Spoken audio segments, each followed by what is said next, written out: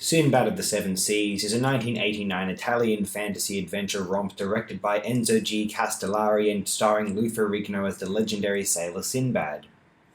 Something of a successor to the Ray Harryhausen Sinbad trilogy, but more directly a continuation of the Lou Ferrigno Hercules duology if it had been released earlier in the 1980s. Those two films had been directed by one Luigi Cozzi, and Cozzi had written a draft for and was intending to helm Sinbad of the Seven Seas, although the producers of the film replaced him for Enzo Castellari.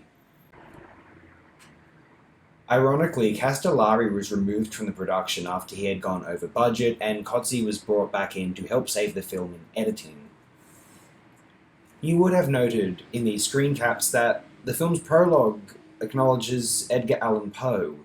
It seems odd, but apparently Poe did pen and publish the 1002nd tale of Scheherazade in 1845, intended as a partially humorous sequel to the celebrated literary classic 1001 Nights.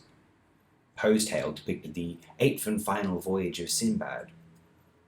For those who are unaware, the 1001 Nights is a collection of stories, the seven voyages of Sinbad being one of them, whose frame narrative is extremely iconic in and of itself.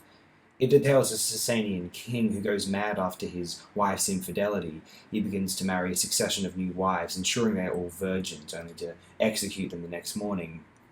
Then arrives the very wise Scheherazade, smart lady who, on the night of their marriage, begins to tell the king a story, but does not end it.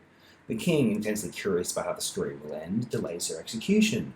So upon the next night, as soon as she finishes that tale, she begins another one, and the king, eager to hear this conclusion as well, postpones her execution again. This went on for another 1001 nights or so. Poe's take on Scheherazade's legendary storytelling also incorporated this frame narrative. He had Scheherazade describe Sinbad's crew coming across odd curiosities which appear to describe bizarre occurrences of or adjacent to Poe's lifetime, such as the mechanical Turk, the behavior of ant lions, Mammoth Cave National Park, Charles Babbage's calculating machine, and a hot air balloon. The king is disgusted at his wife's hubris and decides that he will have her executed the next morning. Funny man, that Edgar Allan. But yeah, this film's narrative has nothing to do with Poe's story. I have no idea why it is mentioned during the prologue.